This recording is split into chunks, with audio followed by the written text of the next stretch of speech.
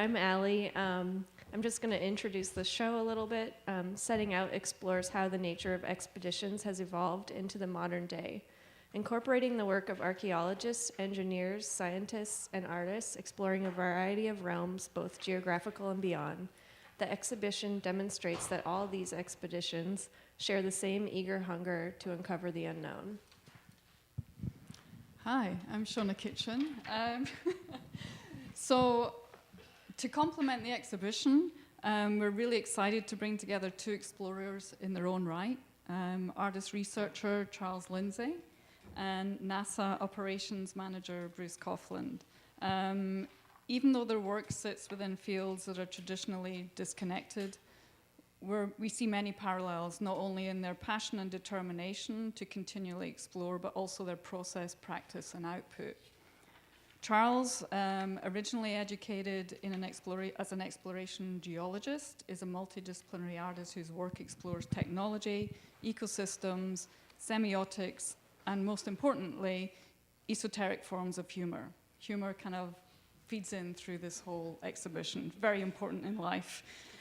His work takes the forms of immersive environments, sound installations, video and photography, and sculptures built from such things as salvaged aerospace equipment. He's also the director of the SETI Institute Air Program. So for those of you who don't know, SETI Institute is a search for extraterrestrial intelligence, and their mission is to explore, understand, and explain the origin and nature of life in the universe, and to apply the knowledge gained to inspire and guide present and future generations. And Bruce Coffland, who's right here, is the operations manager for the Airborne Sensor Facility at NASA Ames Research Center in Moffett Field. That's in Silicon Valley, California. Bruce has worked at the Airborne Sensor Facility for 35 years, coordinating and managing airborne Earth resource imagery acquisitions for NASA Earth Science investigators. It's like a school play here. So just to give you an idea of the structure of this evening, Bruce and Charles are going to do 5 minutes introduction of their work, and then we're going to move into 20 minutes conversation. Those of you who feel free to ask any questions, but there will be a 20-minute Q&A at the end of their conversation. All right. And thank you for joining us this evening.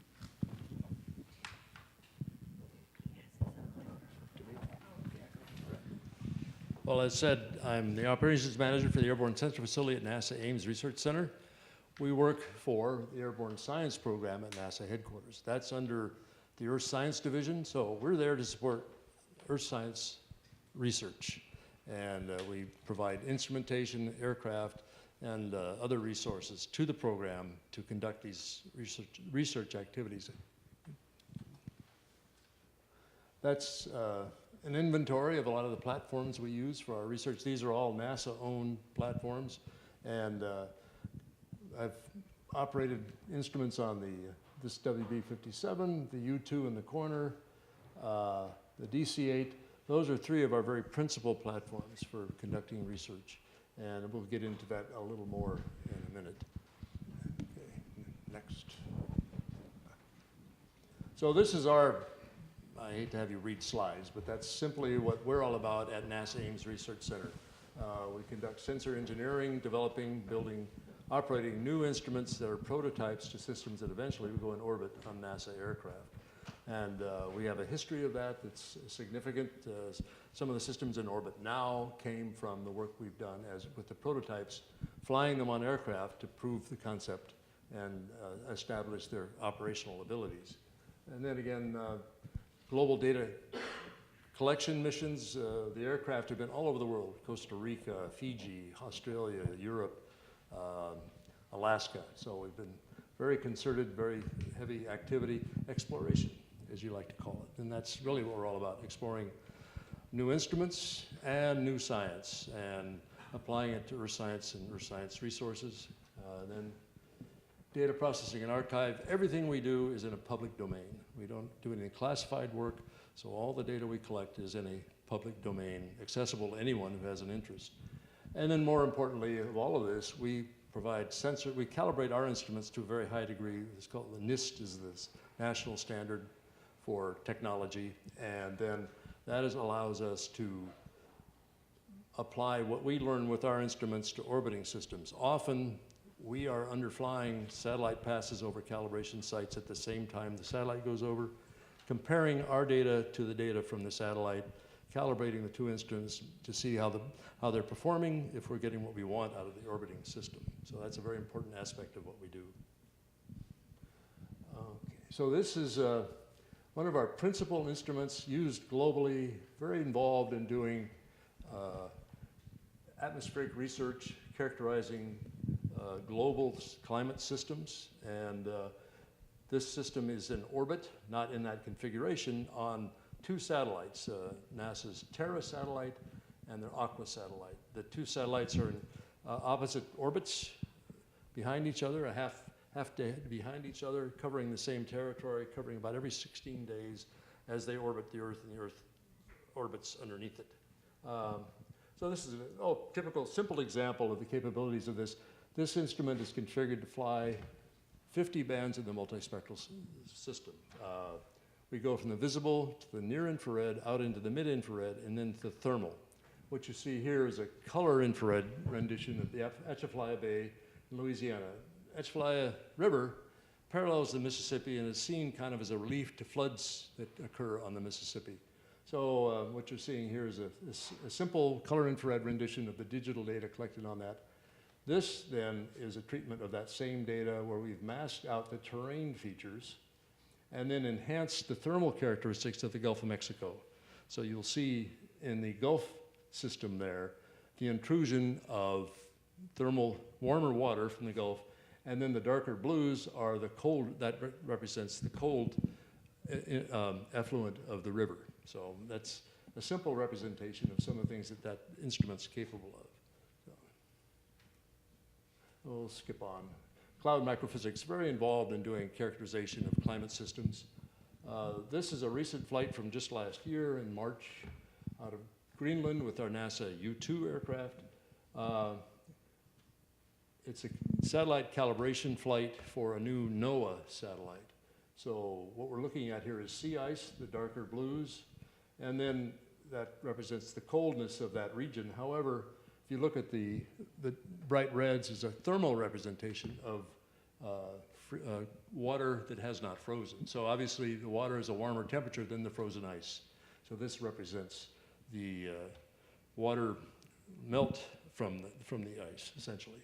So, yeah. Oh, big project we did several years ago, mapping all of the fault lines in Southern California.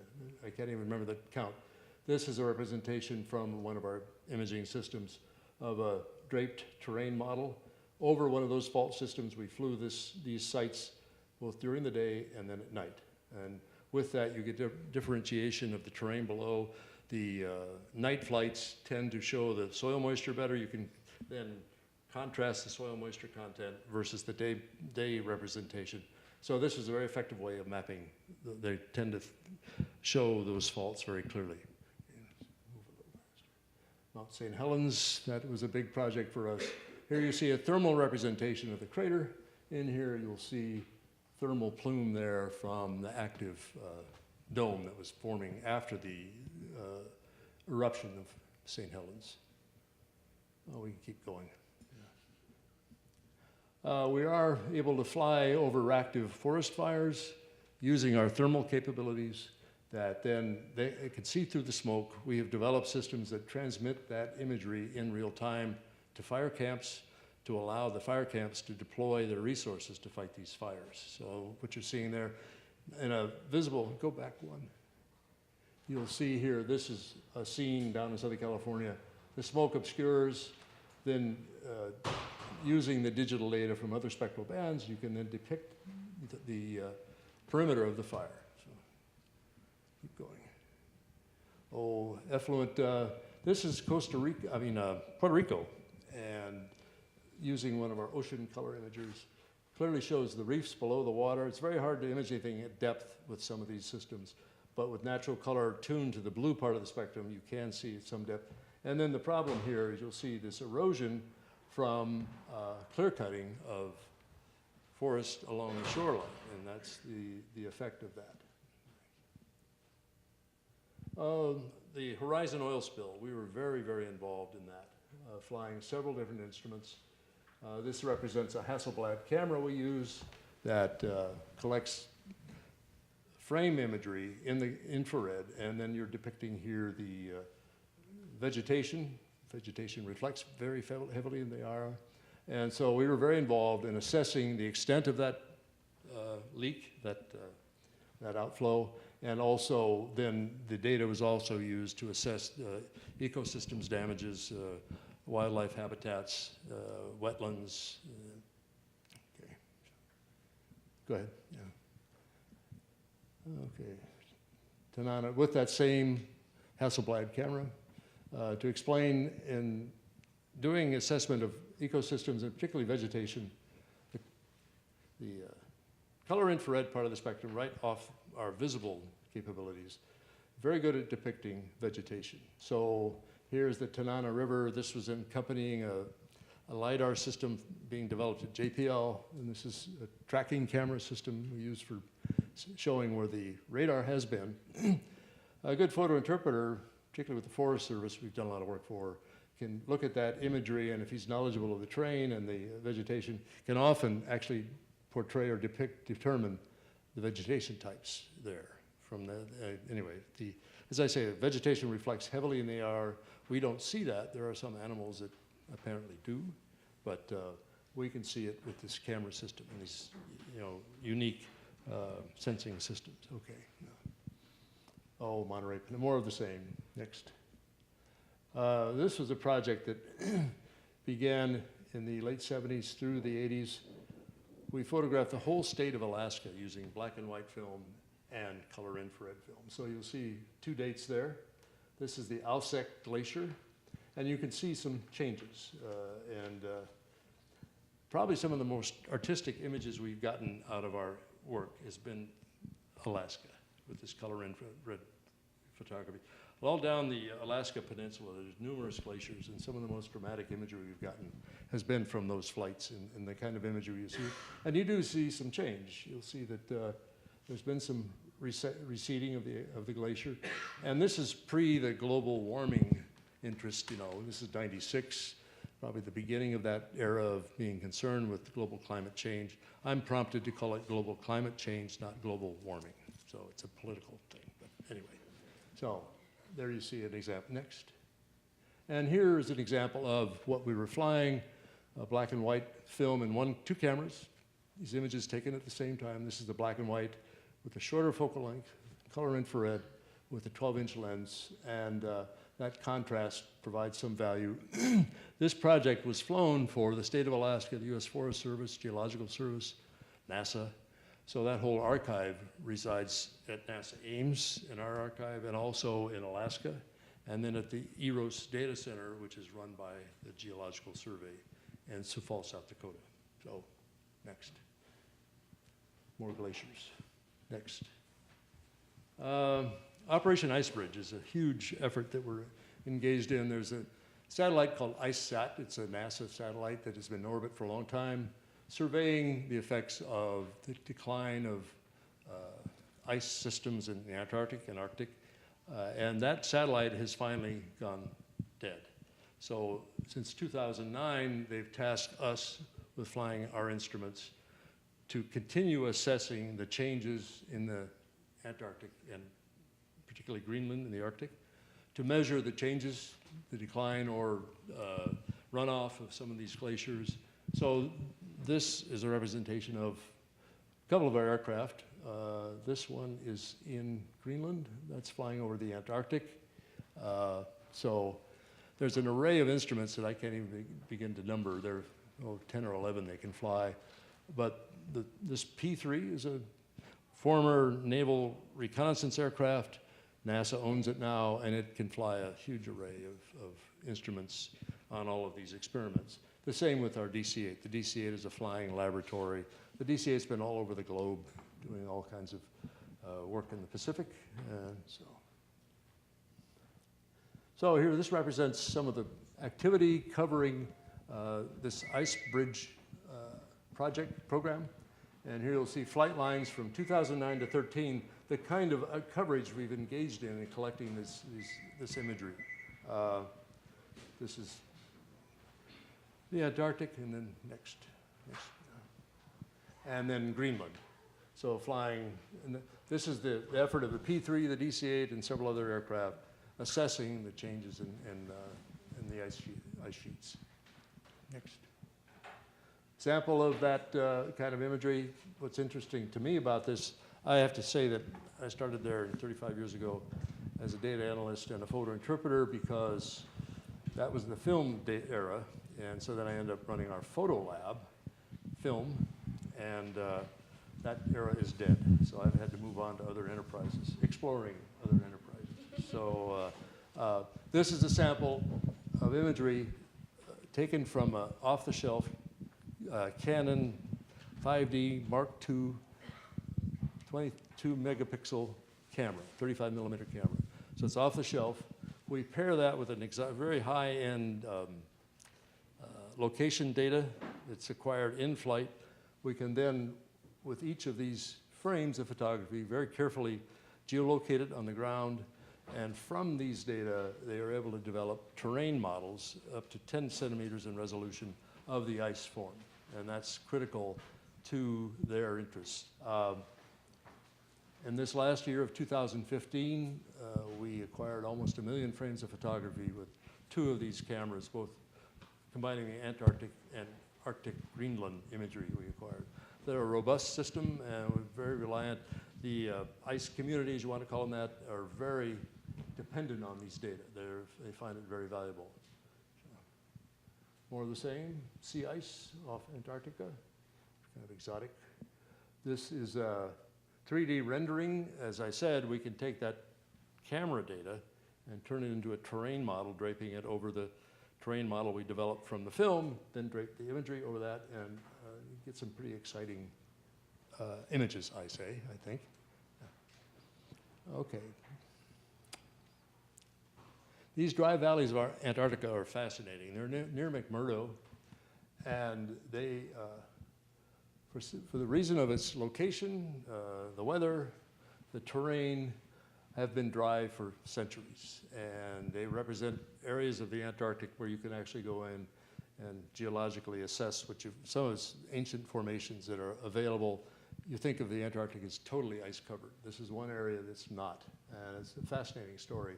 Some of this terrain I know has been used for modeling Mars terrain for training astronauts, so it's pretty exotic. Okay. And then finally, in flying over the Antarctic, we do a lot of low passes to acquire the camera data. So one day we're flying over McMurdo, and the NOAA crew there went out and put out all their cold weather gear to greet us as we flew over. So anyway, I think that's it. Okay. Briefly, that's what we do. I'm involved in finding the aircraft, put these instruments on. No more film, so I had to get used to that. That was quite a change. So we're now in the digital world, and I think Charles understands that fully in his artwork. So, okay. I could just listen to you for all night. I'm trying to be fast. I don't know if I meet your deadline or not. But, well, thanks, Bruce. here's Super cool work. Sample imagery. This is a contact print from one of those 9x9 frames. There's on a light table back there too. So that's a sample. That's San Francisco International Airport. You can pass it around and give you an idea of the resolution and the coverage. So thanks everybody for coming in, and Apex Art, Shona and Aly for organizing the exhibition. Really exciting for me. I've sort of been, not sort of, but adventuring and on expeditions most of my adult life, and so then to see, and I'm also this hybrid in between science and art, and so then to see an expedition come about that is really looking at the aesthetics and other aspects of it was really exciting. So let's see, what do we have? We have this image up here. So I studied to be an exploration geologist. It was a long time ago. I've migrated into this place where I'm really interested in the aesthetics of science and expeditions, and really further into really existential questions. I provided this box over here, which is the device for unforeseen circumstances. And a lot of what I'm building these days has sensors and active electronics. This thing is totally passive. And really, I was just thinking, my art practice, I seem to, in retrospect, build things while I'm thinking about other things. It's sort of ass backwards compared to a scientist. I don't go, I need to build this to do this, but I sort of go in this process and these things develop. And one of the things that's so thrilling about expeditions is going into a place where you don't know what's going to happen, often where there's very real dangers.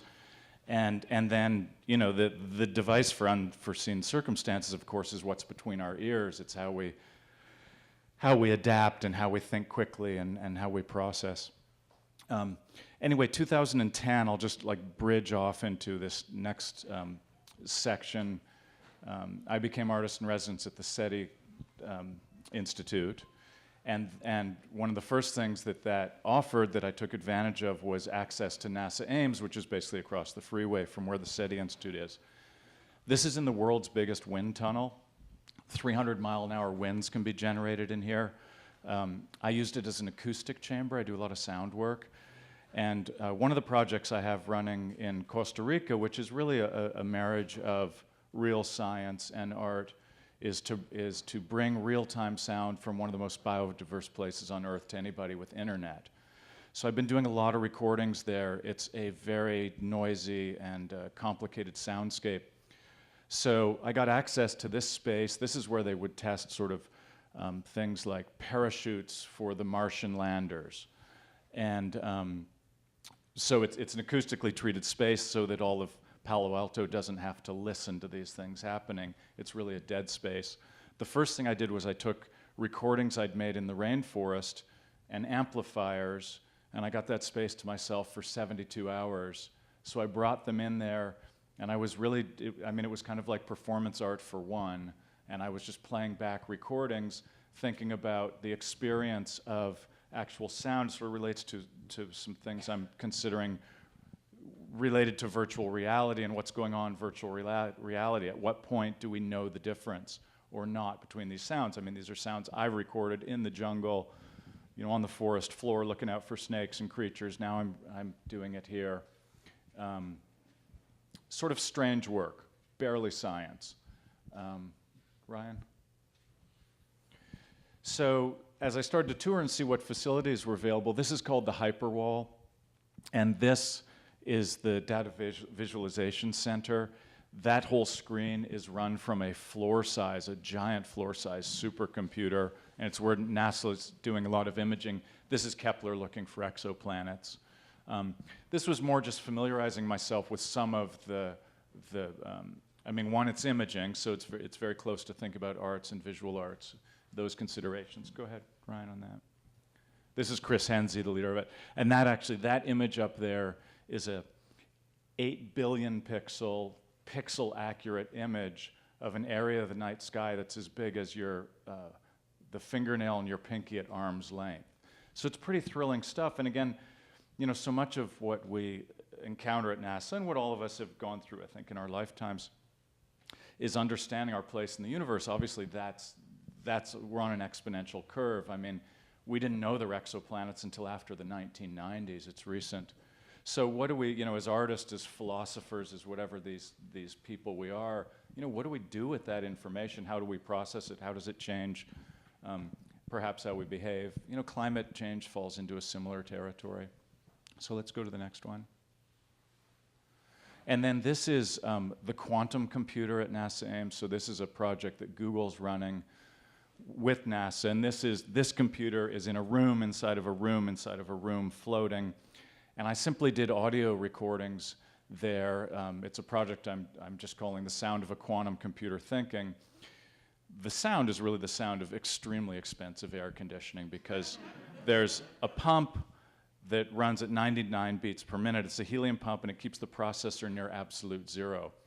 And the engineers, when I was in there, one of the things I really like at Ames, which Bruce knows well, is there's this sense of humor. It's like everywhere you go. And it's really cool. I mean, science is not a cold thing. It's this very emotional and also humorous pursuit. Anyway, the engineers call that pump the sound of the monkey running around inside. So I did these recordings, but it's really, for me as an artist, it's a way to approach the idea of quantum mechanics and quantum physics, which, you know, is tough stuff to wrap our head around.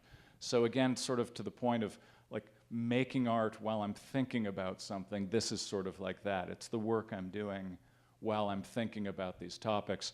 And at SETI, sort of to wrap that up, the scientist that I paired off with is Dr. Lawrence Doyle, one of the great scientists of our time, and he's working on quantum astronomy right now. The work that he did that I referenced and worked with in a work called Code Humpback, it's actually going to show at Mass MoCA this spring. Lawrence wrote the algorithms that determined humpback whale communications exhibit syntax, so he mathematically proved it's a language, effectively. So anyway, this is the territory we're in. You know, I'm thrilled by what Bruce is doing, and it's very close to what I did right after I got out of university with this remote imaging. So anyway, that's sort of the territory that we're talking in and about tonight. I guess I'm going to throw a question in there to just start the conversation with 10 microphones.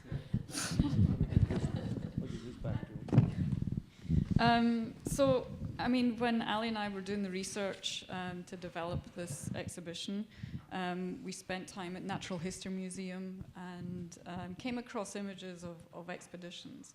But I think predominantly we found that a lot of the documentation that we see typically tends to be this kind of perfect image of the men with the flag stuck in the snow. But we came across quite radically different kind of images that present a different story, you know, from polar bears that were slaughtered and the blood was spread out, this white perfect landscape, or, I think I'm allowed to say this. Yeah. or half-naked young Eskimo children. So it was shocking to us. But I think what we want to kind of put out a question here is that as well in an expedition, there's death, there's horrors.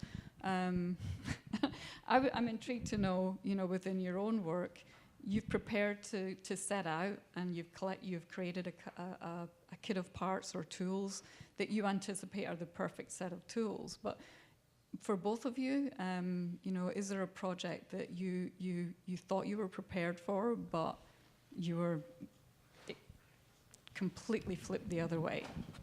Yes.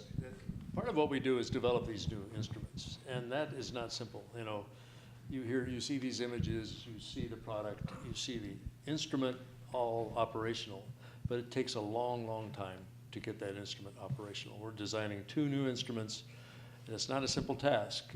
We've flown one just recently off the Olympic Peninsula in Seattle, and we have issues with it. It has to do with electromagnetic interference and noises. So it's a whole thing. We have to bring it back and research it all over again. And that applies to this second instrument called Picard. In any case, nothing is perfect in anything we do. It's a struggle. And so there are other risks involved in flying these aircraft, but I can defer to Charles if he has any observations from his work. Well, I mean, I'm here in the conversation, so nothing went that wrong, right? But, and my wife and I have been working in Costa Rica, an area that actually Bruce has imaged very heavily in that rainforest where that project I'm talking about.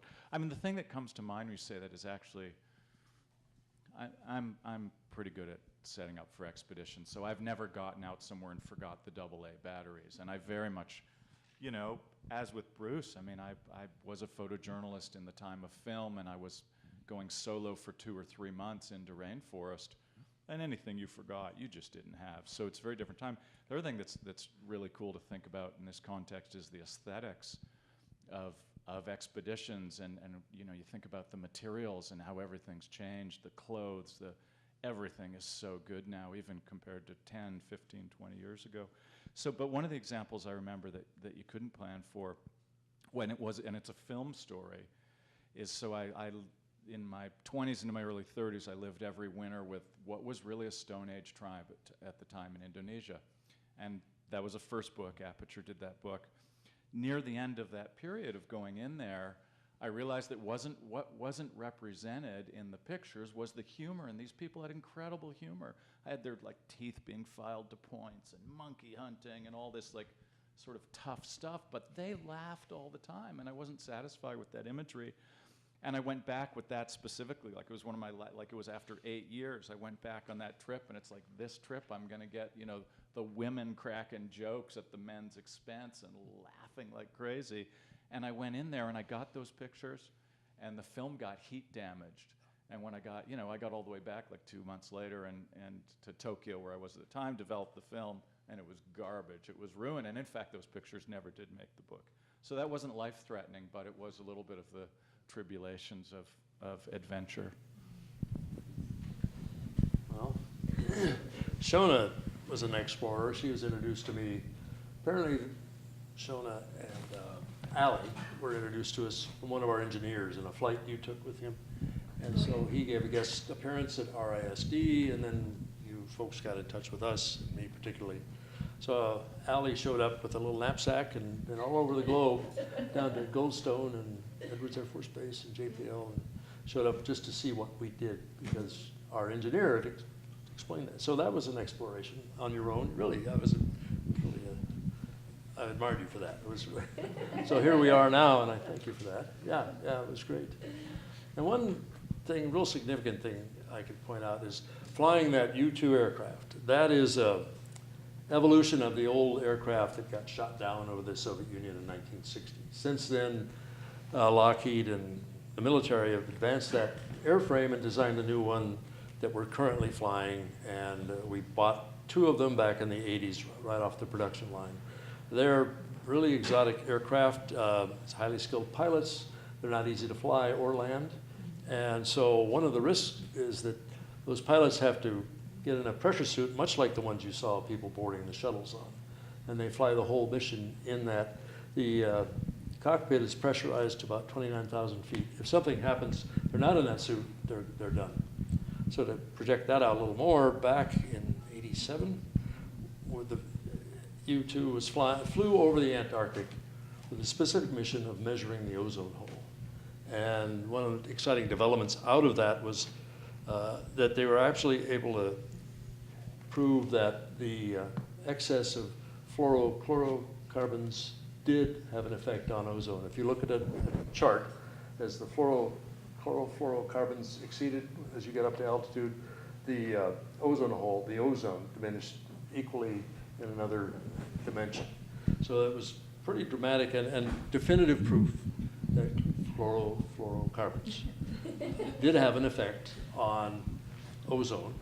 And so since then, there's been the international treaty that has tried to restrict the production and emission of those chlorofluorocarbons. And so as part of that too, and exploring in the risks, the pilots pretty much said that if we're over the Antarctic and we have problems and have to bail out, don't come look for us, because there's no rescue there, you know. So there's perils there, none I ever had to endure, you know, fortunately, but I just run a photo lab, you know. But still, dramatic efforts going on there, and some dramatic results came from all that. So. Okay. I have a question for you, Charles, because I know you've worked as a scientist and as an artist, and I'm wondering, what do you think is the difference between the discoveries you make as an artist versus the discoveries you might make as a scientist? Well, great question. I don't personally have discoveries as a scientist to share, not really. Although when I was a geologist, it was really early 20s, I was on with a team that discovered one of the richest metal deposits ever found. It was in the Arctic, and it's still too remote for it to be economic. In other words, it's never been a mine. So being involved in that was thrilling. That was like the core samples are coming up solid metals, and that was really cool. It's an interesting question, because this how does the arts and the sciences sort of co-join? What is the role? Bruce and I had lunch today. We've been talking about it through this, as part of Director, the Artist in Residence. We talk about what it is. One of the things I'm very interested in with the program is what the artists give back to the scientists, because I feel for that program to be successful, It has to go both ways fully. And so it's a good, yeah, it's a great question, and I don't have a clear answer on it. One of the things that the scientists, because we were just there recently, and a couple of the artists in residence in that program are here tonight, is, you know, the scientists would like to see the artists have more, a little bit stronger foundation of scientific knowledge, you know. So in order to like meet halfway on the bridge, I mean, the artists could perhaps say it about the scientists as well. It's very interesting. Yeah, it's very interesting. Yeah. I mean, you asked the question, it's a leading question. I mean, what do you think, you know? I don't know. Yeah. I don't have an answer Yeah. either. I mean, some of it to the point of exploration and expedition is that, and it is, you know, it's the way I make so much of what I call this art. One of the thrills is that you don't know what's going to happen. I mean, that's the nature of expedition. You can say you're going to do X, but it's everything else that happens around it that's kind of the thrill. I think it's the juice of why we do it. And so that means we don't know till we run the experiment. It's a very sort of open experiment. And so, yeah, so the jury's still out. How's that for a non-answer? So Bruce, do you think that within your process of exploration, you have an exact plan laid out, like when you guys do a mission? Does it always go according to plan precisely, or are there a lot of unknowns? No, not necessarily when the instruments misbehave, you know. And that can even happen with an operational system. There's a lot that goes into getting these things operational, a lot of exotic requirements to set them to operate properly in the aircraft at high altitude and very low temperatures, low pressure. And so there's occasionally some unanticipated excitement. And so the determination then is, do you continue the missions? We deploy these aircraft globally for long-term expeditions, focused science, whether it's over the ozone hole or Costa Rica with the imagery we did down there. And there's always something potentially can go. Just the whole process of planning that effort and all the hoops you have to jump through and the politics sometimes you have to deal with in Costa Rica sometimes. It's challenging and never a sure thing. But then we get to show these pretty pictures, and it looks like it was so easy, you know. But I think that's kind of what you're. Well, I think also it's not answering the question, but just riffing on that. I mean, we live in this time where, I mean, all of us, I think by whatever mean age we are in this room, we've gone from this period where the geographic world is very much explored. It doesn't mean there isn't still the bottom of the ocean in some places, but these prosthetic devices, our technology is allowing us to go very small and way out into space, space being looking deeply into time and back into time. So, I mean, that is a big change in the nature of expedition and research, is it's, you know, the physical realm going to the Arctic, people are still going to the Arctic, but the place where the real membrane of what's known and what isn't is happening super small and super large in my mind anyway. And it's also happening, and this is a place that I'm really interested in, is with brain research, you know, this parallel computer between our ears that's a total miracle. I mean, we hardly even understand it. So that for me is very interesting territory, you know, thinking of ourselves as kind of as machines in some sense. Yeah. Actually, back to you, Charles. So your project Carbon 3, can you talk a little bit about that? I know you've not actually shown it. Do you have a slide? No. No. I thought less is more, so. Well, Carbon 3 is one video. So you mean the carbon work in general? Carbon work, yeah. So, I mean, what was your inspiration behind that? So that's it's a cameraless process, kind of a hybrid between drawing and photography, super high resolution. So it's a language that's really language of scientific photography. I mean, in many of these images that we would see up here, I love those images, but basically they're fictional. I mean, it's really only in the territory of arts that those images were made. But you could read them like electron micrographs, or you could read them like topographies of exoplanets. And that came out of, that was really screwing around in an analog darkroom with photograms, that process came about. And then, I mean, because it was so highly resolved and because I could literally keep boring down and down into it, I started animating those images and basically creating worlds. I mean, fictional worlds that are so highly resolved, you know, you can't, well, at some point you can't tell the difference. I have some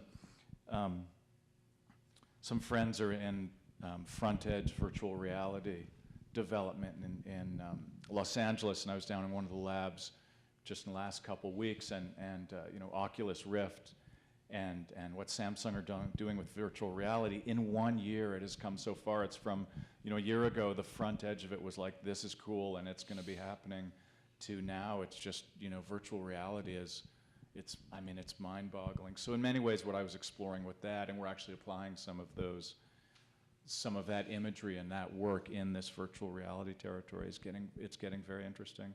And at that point, I mean, you know, then I'm interested in that philosophical, existential. I mean, I like going into a real rainforest, into a real Arctic, to really scuba dive. Personally, I don't want to replace that with a headset. But it's very interesting to think what the headset does. I mean, that's incredible stuff. And that is the stuff of philosophy and artists, and I think, anyway. I have a question for Bruce. I'm wondering, like, in context with what Charles is saying, how do you think your relationship with your work has changed since this shift from analog to digital? Well, that was interesting, not a struggle for me, but it was interesting to go from a totally analog world where you're running these rolls of film can be anywhere from 400 to 600 feet long. Another category can be 10,000 feet long. Running it through this chemical process that takes a long, long time, requires a lot of careful measurement and temperature regulation and all that. And so I managed that process for a number of years. So now, the last time we flew film, aerial mapping camera film that you saw a sample of, was in 2005. And before that, very engaged, very interactive with Kodak, which at the time I thought was a wonderful company. They did astounding work and very responsive to our needs with this color infrared film. And then it was almost shut down now, and we were left without that film or those capabilities, so we had to evolve to new systems. And these systems that I was showing have been evolving in parallel. So and it was not necessarily my strength, but then there are other aspects of what I do that encouraged me to learn it, you know, the digital world to some degree. And as I said, those terrain models you saw of the Arctic and Antarctic are from an off-the-shelf 35 millimeter Canon digital camera, and it's just remarkable. The ice community that thrives on that really depends on that for their work, for their research, and so that's very satisfying. So, you know, have to move with the time. Go off to the tar pit. Well, on that note, I think, you know, we'll open up some questions to the audience.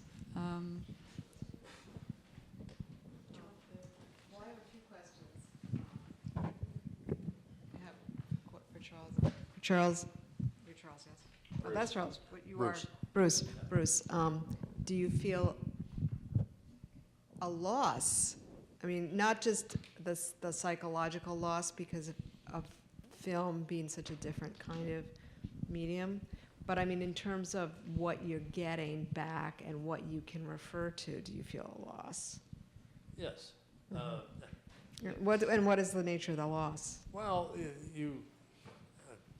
in getting a degree and all that, and a master's in geography, also had a minor studies in photography, so it's an interest, and that's film to me, you know. And there are those who claim that some of the digital camera systems still don't match what we can get out of film. I won't argue that one way or the other. But there's a real tactile sense of what you get with film in the process, using it. There's so many things you can do. Well, you can do the same thing with digital imagery, but I don't know, there's a certain satisfaction that came from that tactile response from film and the process and all that. So, oh yeah, and then how it can be used. And a lot of the same uses are accomplished with the digital realm too. I can't indicate that at all. So that, yeah. So there's a couple of my colleagues at work, we lament the demise of our cameras. And it's been 10, 11 years now since we've flown any of those camera systems. So I have some more. And my next question, Sure. for Charles, I had another question. What was the nature of the work you were doing in Costa Rica? So the Costa Rica work is current, and I've been working with my wife, who's here, Catherine Chalmers, an artist, and we're working in on the Osa Peninsula, so that's north of the Panamanian border in the Pacific, and that's considered second most biodiverse place on Earth, above water anyway. And so Catherine's working with leafcutter ants, which are widely considered to be the Einsteins of the insect world, and I do the soundtracks for her work, and I do a lot of sound work. So really what happened there was, one, it's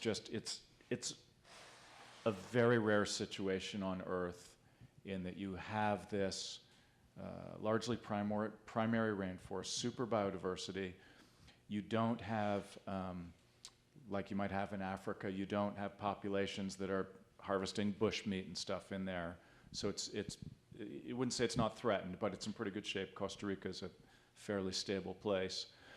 And so I had proposed to an environmental group that has a 5,000 acre preserve next to Corcovado, the great national park, to create a situation where we would uplink real-time sound through satellite.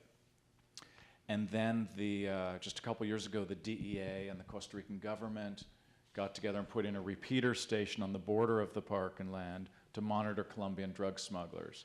And the head of the environmental group negotiated to get use of that. So we actually now have very high-speed Wi-Fi, line-of-sight Wi-Fi across the whole property. And so that allows, obviously, me to have, I'm working with Edgar Chueri, who's Director of Engineering Physics in Princeton, with these super robust binaural microphones. And those are going to go in the tree, and then it'll be solar-powered, and we're going to deliver real-time sound to anybody in the world with internet. We're developing an app, alarm clock wake-up app, so you can wake up to the real-time sound of the rainforest. So that's real science, and I mean, I'm whatever I am. I'm this hybrid artist sort of guy. But that's a project that that's an extension of all this stuff I'm doing, and that's where it's happening, and it's a great location, an amazing place for it.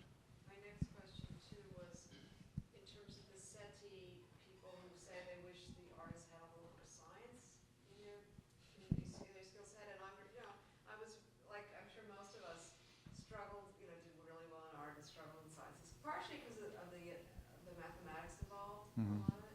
What are the kinds of things that are useful in trying to bridge those?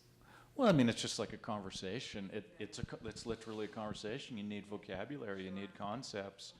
You don't have to be advanced. I mean, you start talking about quantum, the difference from everybody else and the quantum mathematicians. It's a gulf, and so that's just that's not a lament or it's just something that I'm thinking about. How do we bridge that? I mean, it's specific to the program, and it depends what scientist and what artist, but it's really, it's just like, do you have a level of fluency in the two languages that you can have decent conversations? It's relative.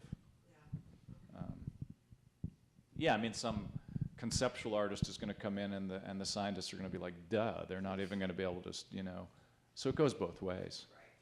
But it's a challenge and an opportunity. It's not like a lament. It's very interesting. You're on their turf. Yeah. I mean, I think, we all know this meeting of arts and sciences. It's happening a lot of places. CERN has a program. There's a lot of them now. Yeah. And so one of the things, because I'm in this role of directing this program and working with the early artists that are in it, is, what does it become? Like I said, I just think it has to go both ways to be fully successful. Otherwise, like most of them in the past, I think they're going to have a finite period, where that's going to, and then it's not going to sustain. Yeah. So, it's an experiment. Thank you. Okay, any other questions? That gentleman in the back has a question. He has really good questions. Martin Wilner is one of the artists in the SETI Artist in Residence program, and a resident here. there's some photographs circulating of the actual camera systems that we don't fly anymore, but they're kind of interesting. To give them a scale, they're roughly all 3 images there, the scale of about that table over there that is then mounted into an aircraft and flown. So just to give you an idea of some of the antiques we still own. Yeah, yeah, beautiful. Actually, forgive me, I don't really have a question, more a comment to add to what Charlie was speaking to the question about what are the discoveries in the arts versus in science. I think in a way it's a false dichotomy. I think there's a spectrum from art to science that's quite fluid. I think that if we think about some of the great artists of the Renaissance, like Leonardo da Vinci, he was both clearly a scientist and an artist. We live in an era where there's a kind of false dichotomy of left brain, right brain, and that's a kind of fantasy unto itself, that scientists are artists and artists are scientists in different proportions. Science has the burden of proof. Artists don't have the responsibility of having to prove their discoveries. I think Charlie discovers things every day, as most artists do. I feel I discover things every day. We just are fortunate as artists, we just have to imagine them and execute them. We don't have to prove them with any statistical reliability. And without the imagination, there wouldn't be science, and vice versa. Without Jules Verne, we wouldn't have rocket ships. Without Dick Tracy, we wouldn't have iWatches. And so it's hard to know which came first, the chicken or the egg, but we can't create without imagining it first. So the discoveries of art propel science and vice versa. Well, one of the things, you're right, Martin, and thanks for saying that. I was reading, I'm rereading Consilience by E.O. Wilson right now, and one of the things he was saying is that scientists are increasingly, breaking everything down into the basic elements, and that artists actually love the complexity itself. And I mean, that sounds familiar to me. I would agree with that. So. I just want to add to that as well that I have found working with scientists quite a lot that artists and scientists do have very similar ways they approach problems, but there's a beauty in that the differences as well. So artists are able to create whatever parameters we want to approach a problem, whereas in the sciences we tend to be ever specializing. You have a specific set of parameters that you have to stay within. So by melding the two, by bringing the art to the science, you're opening up a door to possibilities across disciplines that you might not have otherwise just in the sciences. Yeah, it's true. And one of the things that, I've already experienced at SETI with scientists is in just these conversations we have, whether it's a lunch with a couple people or more, is that one of the things the artist can offer is just come in from this oblique angle. And I've already seen that happen a couple. You just come in and ask the question that the scientist hadn't asked because they're somewhat more linear. And I think that's really interesting, and the scientist would say that. Lawrence Doyle has said such things when I've been working with him. So, yeah. Paul, do you have a question? For Bruce, who defines your missions, and what's the process behind defining those missions? That's a good question. First of all, annually there's a call letter goes out to the science community from the Euroscience Division at NASA Ames. It's widely broadcast to the science community, announcing that our aircraft are available, these are the instruments that are available, and then do you have an application? Just putting it very simply. So there's a process where you apply to NASA for use of the platform, the instrument, and even our labor, because there's a lot of labor involved too. So then that is reviewed for its science feasibility, budget, is the money there, and some of it is sponsored directly by NASA, some comes from other institutes. We do a lot of work with universities too, so there's scientists aren't strictly NASA based, they're university scientists and other references, but so there's a whole process that reviews these, pretty formal process to go through to get some of these. You have to project out a number of years to be able to get on the aircraft and even develop your concept of what you want to do with our instruments and aircraft. So it's vetted very carefully, and so you can see that the feasibilities are important with the science first off, and then budget and availability of these instruments, and how practical is it to use our capabilities for that research. So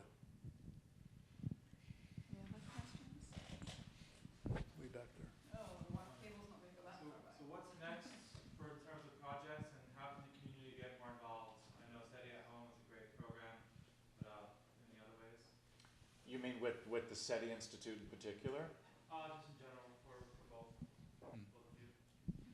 Well, I mean, I'm working on my own thing, and then also helping the artists that have come in recently. We have 6 new artists in residence make their contacts with the scientists or groups that they'll pair off with. So, I mean, that's a very interesting experiment. For Bruce, I'm not. What's next? Well, usually it involves you're affiliated with some science effort somewhere, whether it's with the university or NASA, or you can name most any federal agency that has any interest in Earth resources, whether it's the Forest Service, Fish and Wildlife, you name it. We've done work for them over the years. So there's usually some affiliation you have and an interest that you can promote within your own world there. And there we do have a fairly extensive website. There's Airborne Science Program website, pretty comprehensive, explains all those platforms you saw on the screen, all the instruments, and then gives a history of all the different explorations we've done, different science projects, campaigns we've been involved in. And that can give you a feel for what we've done and where we're going to go, because some of the future projects are listed there as well. So, I don't know if that helps, but. Yeah, I was just wondering if there's a place that I can get access to the data sets that you use to generate, the I guess, denser topologies and topographies and things like that. That you can, I know you can. The United States Geological Service has a lot of stuff where you can. Right. There are. Individual photographs anywhere? Well, for the framing camera systems we have, historically, yes. Now, for the digital imaging systems, that's a whole different process. It requires some capabilities of your own to be able to process these data, because we don't create individual framed images that we then make available. This is all based on research that's been done in-house or by some of our science groups out there to develop some of this imagery. So there's certain contingent on the person's interest whether they have the capability to process this digital imagery. It is all publicly available, requires some fairly exotic software, some of it to actually process. So there's no physical three-dimensional product that is out there available. What you're seeing here is imagery we've created in-house or we've extracted from other efforts within NASA or a university effort. I don't know if that helps you, but we can certainly broadcast to you where these archives are. All of that legacy or the older stuff that's actually like the topographies that were based off of film, individual stills for photogrammetry, that kind of stuff. Right. That's available online? Yes, that's at the EROS Data Center in Sioux Falls, South Dakota. So if you have an area of interest that you want to look at, they can actually search it for you and then give you a rundown, a listing of what frames of photography for that given area you might be covering, and give you and they do produce digitized frames from that imagery, not the highest resolution, but they've decided to do it that way. So if I wanted to get my hands on that as an artist, I would need to actually contact them. yes.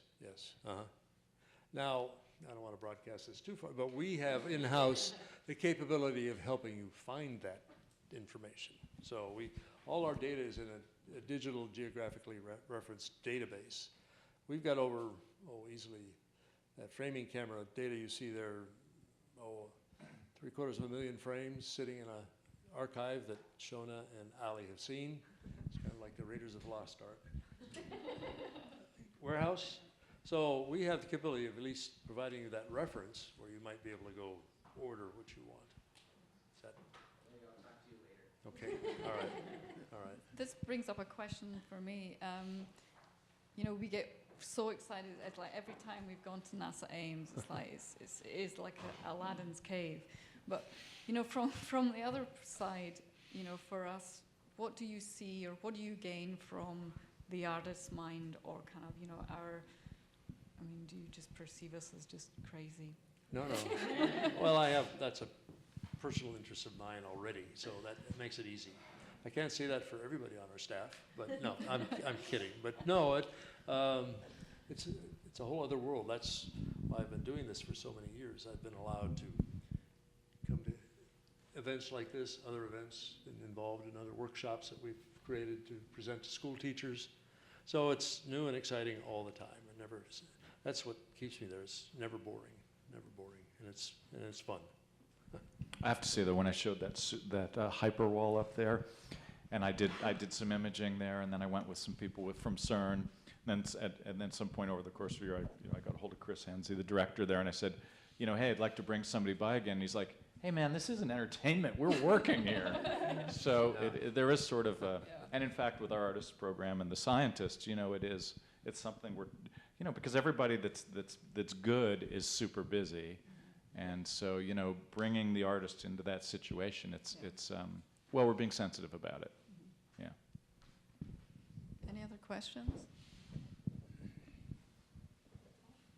It's not for either of you, but going back to the discussion of the difference between artists and scientists, and I know we talked about Da Vinci, and it's sort of like an extreme example of someone being both a scientist and an artist, and the lack of sort of shared language. Do you think that there's been any effect on like the depth of knowledge you need to be an expert in one, and that's affected the ability for artists and scientists to sort of have a conversation, because you have to be like, to be a top.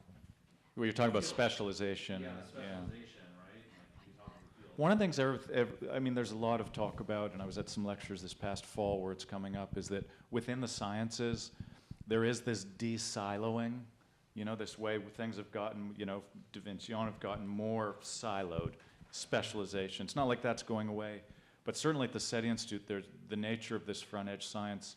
There is more hybrid science, and one scientist, geophysicist, for example, or astrogeophysicist, talking to another scientist.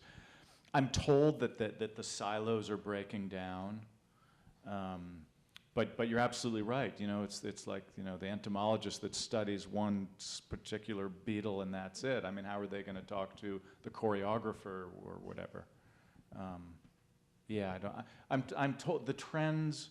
I mean, I was at a conference exactly about this fall at Virginia Tech, and the trends are opening. That things are becoming more hybrid, not less. Bruce, does that sound familiar? Where are we going? Siloing? Well, I don't know. We have some very specialized people on our staff, so I'm sure they can appreciate what's going on here. But we have programmers, we have engineers. This colleague, we mentioned the engineer, Josh, brilliant young man, and I've never called him siloed, though. No, not at all. Brilliant young guy. So we're not, it is an issue, of course, but I think this is a worthwhile effort. One of the things that's been really interesting with the SETI program, with all the scientists, really to a person, so we're talking about 80 scientists, even though they don't know what it means to have artists around, everybody's encouraging of it. And I think like they know it's an experiment to run. And so that's been very interesting.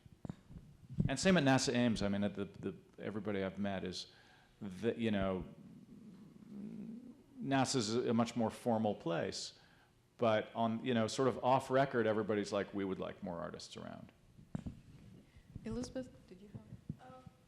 Sure. I was just thinking about, Bruce, the work that you do, and particularly as you related it before to this abstract, huge phenomena of climate change in different ways. I mean, what you do and the types of images that you've worked so hard to produce in your career, there's something really attractive about something which is visual, and a lot of what your work is doing is using different, as you mentioned, different infrareds or different types of ways of capturing different images which are unseen and making them seen. At the same time, being such like a massive phenomenon, there's also a lot happening up close, and there are a lot of things which cannot be captured. And I guess I was wondering if do you ever feel like the pictures from being so far away and the way that they make things visible, if it kind of forecloses a desire or an interest of like getting deeper, or I don't know, I don't know how these things. Well, that's not a world I live in, but let me explain that at NASA Ames particularly, a lot of the work done with this MODIS simulator, I showed you some of that imagery over at Atchafalaya Bay, with its capabilities, at NASA Ames, there are a number of atmospheric modelers. Modeling is the big effort now, and you'll find them at NASA Goddard, NASA Ames, JPL, and so they're taking that data. You're talking about ones and zeros through a spectrum of 50 different spectra, from the visible all out into the thermal, and they can, the wrong term, but manipulate that to extract information that then can become visible, but also measurable, quantifiable. And that's the important thing, is to be able to quantify these data to tell a story about global climate change, not I global guess what warming. I'm wondering is there a consideration that there's maybe a limit to what that capture can be? Well, that remains to be seen, because people are constantly evolving these models. We've got some fairly well-known people at Ames who are doing this, and so it's a constant effort. It doesn't ever end, and that's part of the process too. And then with these new instruments we're designing, building now, that can be the next generation of system that allows for some new discoveries, let's hope, or new proofs. Do you feel that NASA is doing enough to inform the or engage with the general public around climate science? Well, yeah, that's hard to answer. There are some limitations on what we can do. This is sort of under the radar, our being here and doing this, which is fine. But no, the scientists have to be very, very careful. Everything they do has to be vetted, peer-reviewed. The famous scientist Hansen, who is a leading advocate of the believability, the feasibility of global climate change, he finally resigned from NASA because he just couldn't say what he wanted. So that's part of it. So there's that restriction too. And so some self-imposed, but also it's programmatic, and so. Hey Bruce, I wanted to ask you, we were talking today, have there been aerial studies done of the bark beetles in the West, specifically that? No, well, that's an interesting question. For years we flew a lot of our mapping camera imagery for the Forest Service. We've photographed all the national forests in California and Oregon and Washington. But the effect of that bark beetle is even more exaggerated now. So that was some of what that imagery was acquired for, was doing forest inventories and health, health of the forest. But we, as I say, we haven't flown those systems in a long time. The health of the national forests in California are really decimated by the drought, because as the trees are stressed, the bark beetles love it, and just run with it. So that's a real issue. Yeah. So it's been a long time.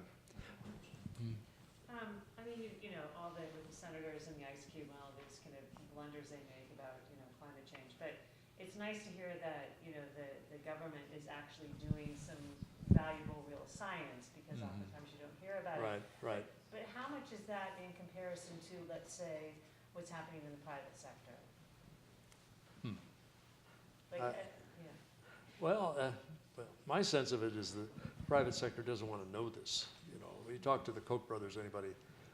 But most of this is in the public realm, this research, really. There are... compared to some of the other Silicon Valley companies, where you are there, who are doing their own explorations of whatever. Certainly Google is into the imaging. And I'm just wondering, how is the sophistication of what NASA's doing compared to what the sophistication of some of the private companies? Well, I'm prejudiced to think that a lot of what we do is pretty leading edge. I don't know that it's financially viable for a private company. That's why we do what we do. Private companies aren't going to risk the kind of money it takes to build that scanner. And so there are, nonprofits out there that are very engaged in this sort of work. But I can't, Google, you have to give them some credit. They are there to help the science community too. We share real estate with them, where I am, so it's pretty interesting. But private sector, interesting. Nothing comes to mind, I'm sorry.